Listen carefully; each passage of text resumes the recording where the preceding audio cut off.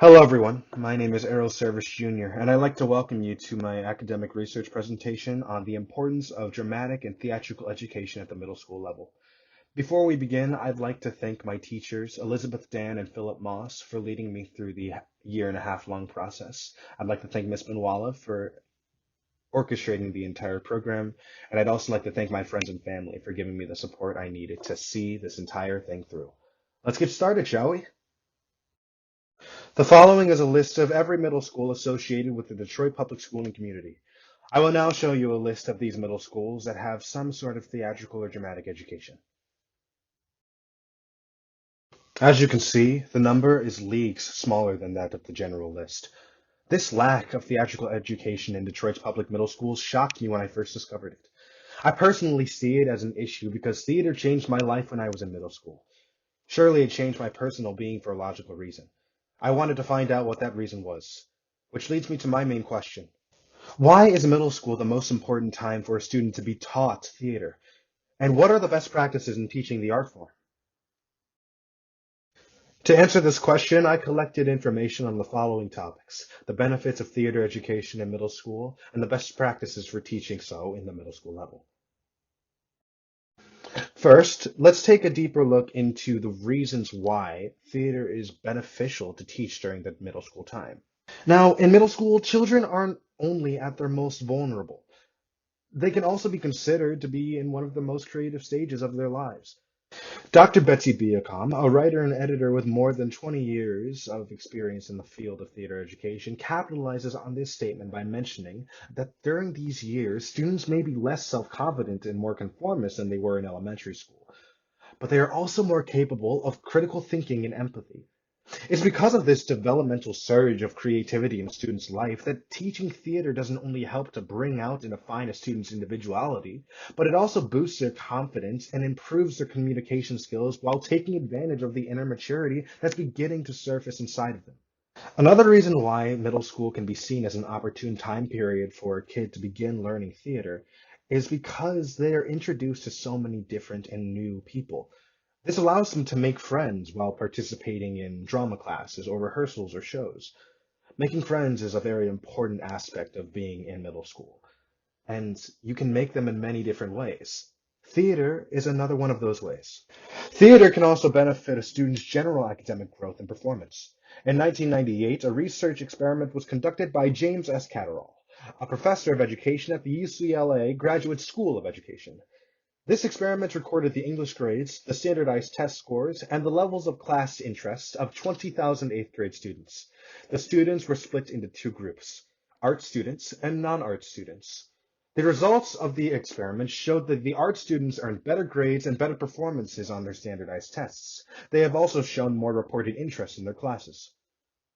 This shows how theater education can have a positive effect on a middle school student's academic skill set. Theater can teach a middle school student important life skills and core competencies, like critical thinking. They learn critical thinking by being able to analyze different texts. Middle school students also obtain a sense of self-expression by being able to come up with different ways to express themselves in the forms of the characters that bring to life on stage. Students also go through different experiences where they collaborate with other students and learn how to work not only as a teammate, but also as a leader. Now, these three skills are important for a middle schooler to learn, but one life skill trumps the other three in terms of importance, and that skill is known as empathy. Multiple points can be brought about to prove the high importance of empathetic learning at a young age. According to the Merriam-Webster Dictionary, empathy is denoted as the action of understanding, being aware of, being sensitive to, and vicariously experiencing the feelings, thoughts, and experiences of another of either past or present, without having these feelings, thoughts, and experiences fully communicated in an objectively explicit manner. Empathy is one of the most important concepts that a human must understand. The earlier a person learns about it, the better the person becomes when they become an adult. And theater teaches this life skill in more ways than one. Psychology professor Kendra Sherry states that there are three different types of empathy: affective empathy, somatic empathy, and cognitive empathy. Affective empathy is the ability to understand another person's emotions or feelings. It is also the awareness to respond appropriately. Somatic empathy involves having a physical reaction of varying degrees in response to what another person is experiencing in a specific moment. Cognitive empathy is having the potential to understand another person's mental state and what they could possibly be thinking in specific moments. Theater teaches all three of these types of empathy. It teaches effective empathy when a student is in the process of becoming the characters they have the task of bringing to life on stage. In order for an actor to become their character, they need to be able to understand the emotions the characters feel in certain situations. The character creation and script analysis processes teach both the somatic and cognitive empathies by having the actor think about how their character would react physically to different moments and conflicts, with the motive for these physical reactions coming from a psychological syncrasy between the written character and the actor's mind.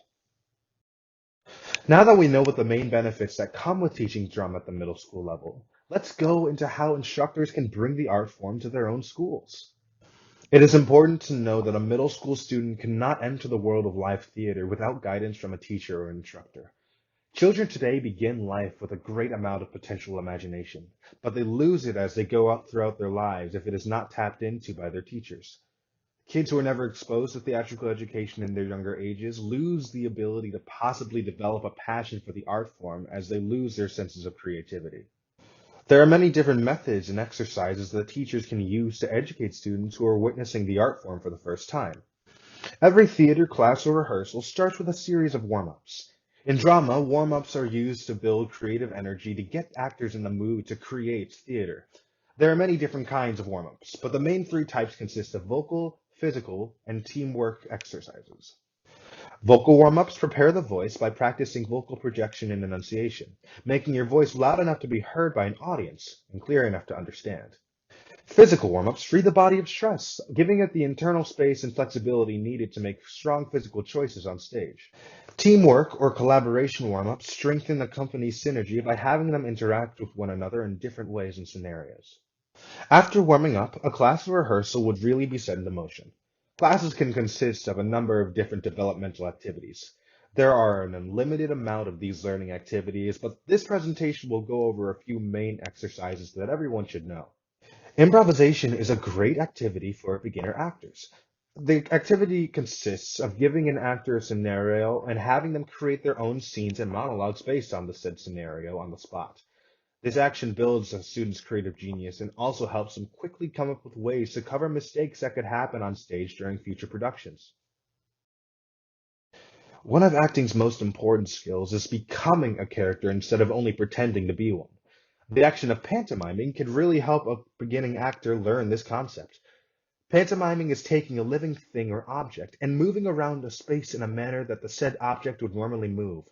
To get the best results of growth, this activity is usually done with animal movements. However, students can also personify different human emotions in different situations. Everything is flexible. Actors not only think about how they would move, but also how they would interact with the walls and other actors of the space while doing this activity. The most important activity for an introductory theater course is the performance of scenes and monologues from different written work. With this activity, students are given either a scene that they memorize and prepare with other actors, or a monologue that they prepare and perform by themselves. This activity can be seen as the most important aspect of a theater class.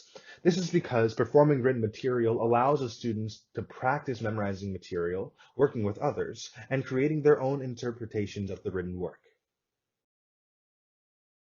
I gathered all of this information on how to teach theater so that I could develop my own academic research product. A 90-minute after-school theater workshop that would have been brought to DPS middle schools that had no form of theater education.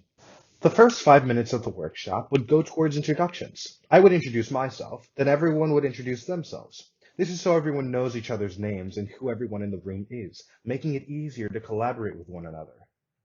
The next 10 minutes would go towards different warm-up exercises to get the students in the mood to do some creative work for the next 75 minutes. I would lead the students in one vocal warm-up, one physical warm-up, and one collaborative warm-up.